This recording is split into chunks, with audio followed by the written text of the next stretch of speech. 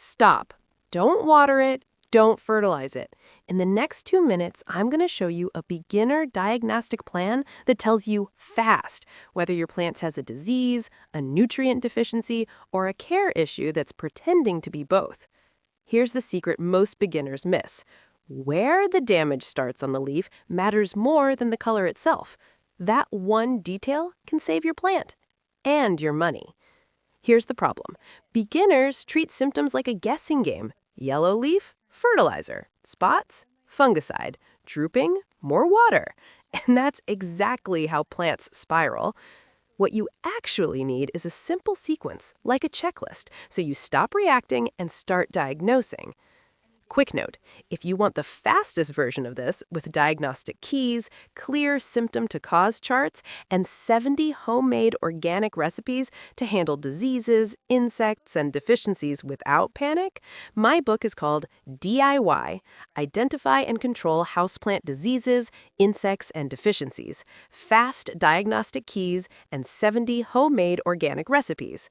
Use code PROHOUSEPLANT for 50% off. This discount is limited by time and quantity, so when it's gone, it's gone. The link is in the description.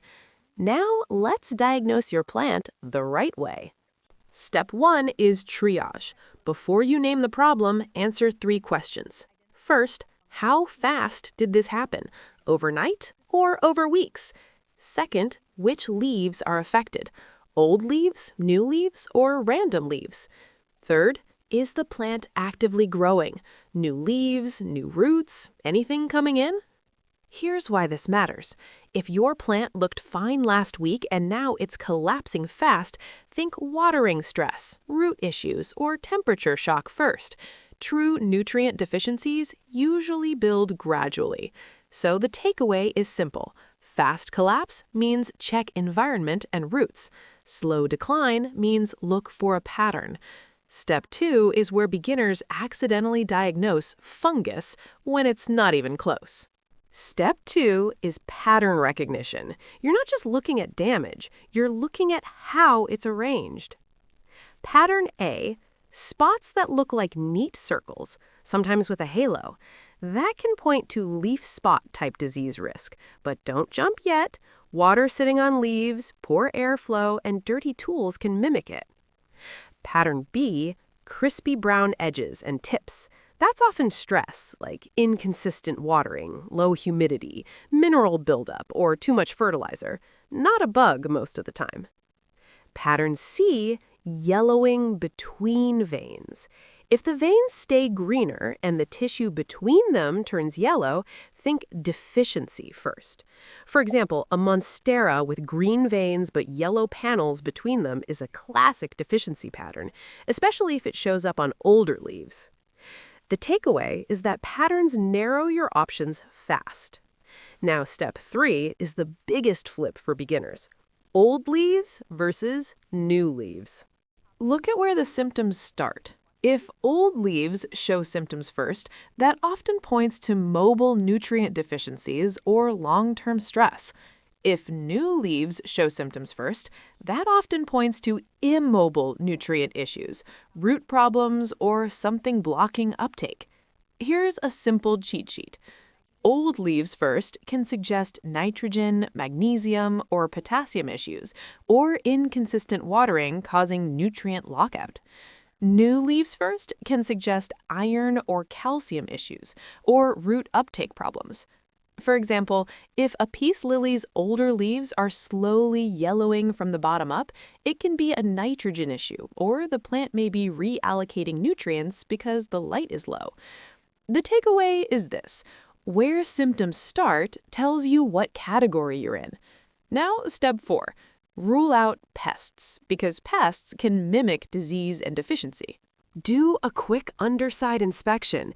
Use a phone flashlight. Check the undersides, the leaf joints, and the stems. If you wipe the leaf with a white tissue and you see tiny specks, rusty streaks, sticky residue, or dust-like debris, you may have pest activity. And if pests are present, no amount of fertilizer fixes the real issue. The takeaway is simple. Always rule out pests before diagnosing deficiency. Now you're ready for step 5, beginner deficiency fast keys. These are the most common patterns you can actually remember. Key 1, nitrogen. Symptom, older leaves turn uniformly yellow. The plant looks generally pale and growth slows. A pothos with smaller new leaves and older leaves fading is a strong nitrogen suspect. Key 2, magnesium. Symptom, yellowing between veins on older leaves while the veins stay greener. A monstera older leaf that looks striped or paneled often fits magnesium. Key 3, iron. Symptom, new leaves come in pale or yellow, sometimes with greener veins, and the top growth looks weak. Key 4, potassium. Symptom, margins scorch or brown. Older leaves show edge burn, and sometimes you see spotting. Key 5, calcium. Symptom, new leaves look distorted, tips die back, and the newest growth just looks off. Here's the key takeaway. Nitrogen and magnesium patterns often show on older leaves first, while iron and calcium problems show up on newer growth first. Now, step 6 is confirmation, because diagnosis isn't just naming the issue, it's proving it. Here's the rule. Change one variable at a time. If you suspect watering, stabilize watering for 10 to 14 days. If you suspect deficiency, correct nutrition gently and track new growth. If you suspect pests, control pests first, then reassess leaf symptoms after.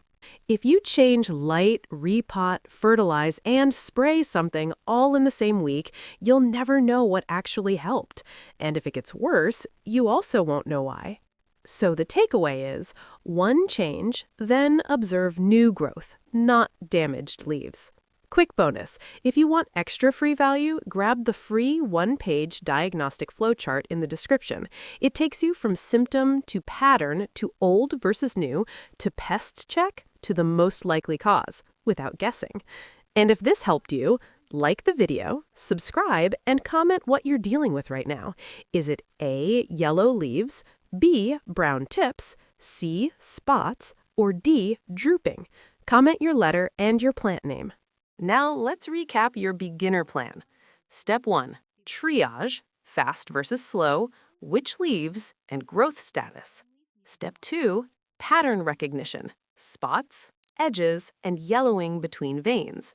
Step 3, old leaves versus new leaves to narrow nutrient clues. Step 4, underside inspection to rule out pests. Step 5, deficiency fast keys, nitrogen, magnesium, iron, potassium, and calcium. Step 6, confirm with one change and track new growth. If you follow that order, you stop panic treating and start saving plants. And if you want the complete system, fast diagnostic keys, clear charts, and 70 homemade organic recipes, my book is DIY Identify and Control Houseplant Diseases, Insects, and Deficiencies, Fast Diagnostic Keys, and 70 Homemade Organic Recipes. Use code PROHOUSEPLANT for 50% off, limited time and limited quantity. The link is in the description. Next, watch my video on stopping yellow leaves fast without overwatering. It's the perfect follow-up because you'll learn the top causes of yellowing and the exact order to fix them without stressing your plant. Click it now. I'll see you there.